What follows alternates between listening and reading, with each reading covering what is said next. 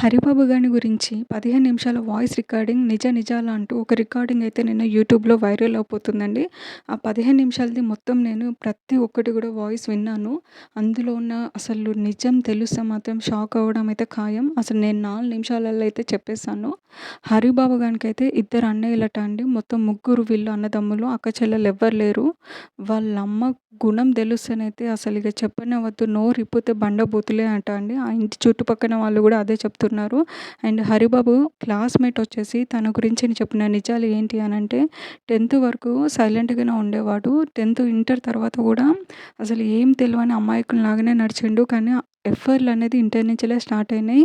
ఎప్పుడైతే హాస్పిటల్‌లో job దొరికిందో అప్పటినుంచెల్లి efforts ఎక్కువైపోయాయి. నాకేం చెప్పిండు అంటే నాకు మ్యారేజ్ సెటిల్ అయింది. అండ్ మ్యారేజ్ చేసుకోబోతున్నా అని చెప్పి మాట్లాడిండు. ఆ తర్వాత తీసుకొచ్చి వైష్ణవిని తీసుకొచ్చి ఈమె నా భార్య అని కూడా పరిచయం చేపిచ్చిండు. లవ్ మ్యారేజ్ అని కూడా చెప్పిండు అని చెప్పేసి వాళ్ళ ఫ్రెండ్ అయితే చెప్తున్నాడు. అసలు జరిగింది ఏంటి అనంటే వీడు వైష్ణవిని అయితే చూసి లవ్ చేసిండు. అండ్ వీళ్ళ అన్నలు ఎలా మాట్లాడుతున్నారు, ఫ్యామిలీ ఎలా మాట్లాడుతున్నది మొత్తం గమనించిండు. గమనించిన తర్వాత వీళ్ళ ఇంటికెళ్ళి అమ్మాయి చాలా బాగుంది కాబట్టి కాళ్ళ, ఏళ్ళ అయితే పడ్డాడట అండి. నేను వైష్ణవిని తప్ప ఇంకెవరిని చేసుకోను. అండ్ మీరు వైష్ణవిని ఇయ్యకుంటే నేను ఇక్కడనే చచ్చిపోతా, సూసైడ్ చేసుకుంటా అని చెప్పేసి వాళ్ళ అన్నలతోటి, వాళ్ళ అమ్మతోటి అయితే ఇంటికెళ్ళి మరి కాళ్ళు మొక్కిండట అండి. నాకు మీ అమ్మాయిని ఇయ్యండి. నాకు ఎలాంటి ఆస్తిపాస్తులొద్దు. నాకు ఎలాంటి డౌరీ కూడా వద్దు. నాకు మీ బిడ్డనిస్తే పువ్వులో పెట్టుకొని చూసుకుంటా అని చెప్పాడట. ఈ మాట వింటే ఎవరైనా అన్నదమ్ములైనా లేకపోతే తల్లిదండ్రులైనా కరిగిపోతారు గదండీ!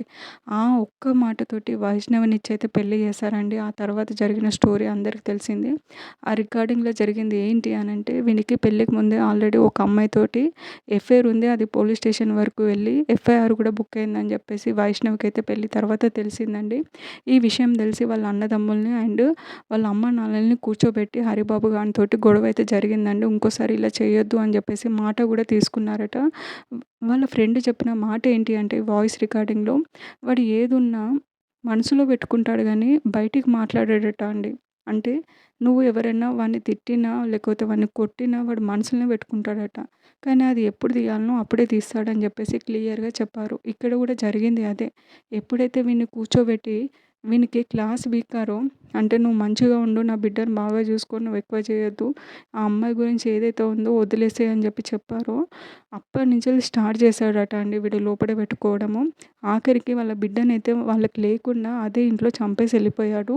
పెళ్ళైన తర్వాత మెల్లగా అత్తమ్మ నాకు ఏమి ఇయ్యలేదు కదా! నాకేమన్నా చైన్ కావాలి, కొంచెం బంగారం కూడా కావాలి అన్నట్టు మాట్లాడితే అడగగానే ఆలోచించకుండా తులంన్నర చైన్ తీసుకొనెళ్ళి వానికి మెడలో ఏశారు.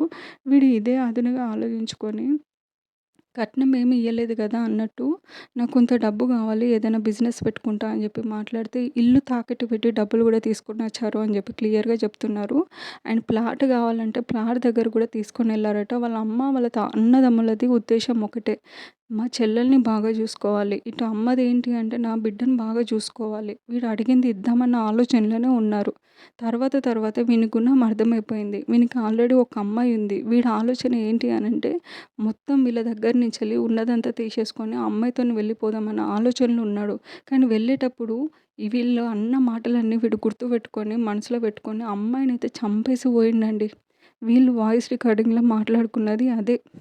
ఎంత బాధ ఏస్తుందంటే ఈ అమ్మాయి అసలు పెళ్ళే చేసుకోను. అండ్ వాళ్ళ అమ్మ వాళ్ళు గూడా ఈ ఇంటికి చిన్న బిడ్డ అందరిని బాగా చూసుకుంటది. ఈ బిడ్డని మాతోనే ఉంచుకుంటాము. ఈ పెళ్ళిళ్ళు గిల్లులు వద్దు. అండ్ వైష్ణవి గూడా అందట నేను ఇప్పట్లో పెళ్లి చేసుకోను.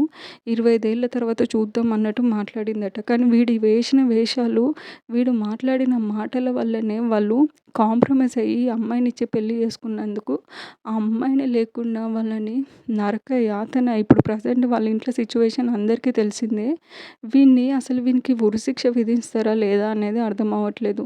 ఎన్‌కౌంటర్ చేయాలి అని ప్రతి ఒక్కరు అంటున్నారు. కానీ వీని అన్న వచ్చేసి బీఆర్ఎస్ తరపున ఎల్ ఇంతకుముందు పాల్గొని ఉన్నాడు. అండ్ వీళ్ళకి రాజకీయ తరపున నుంచెల్లి బలం ఉంది అని చెప్పి మాట్లాడుతున్నారు.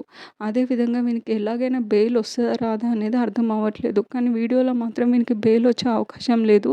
ఎందుకంటే వీడియోలన్నీ వైరల్ అయ్యాయి. ఇది చాలామంది వరకు లీడర్స్ వరకు వెళ్ళే ఉంటది. ఇందులో దూరేదుంటే మాత్రం మాకే ప్రమాదం అని వాళ్ళు అనుకుంటారని క్లియర్‌గా మాట్లాడుకున్నారు. అండ్ వైష్ణవికైతే న్యాయం జరగాలండి. Justice for Vaishu only. Please ఎవరైతే న్యాయం జరగాలి వైష్ణవికి అనుకున్న వాళ్ళు జస్టిస్ ఫర్ వైషు అని మెసేజ్ చేయండి.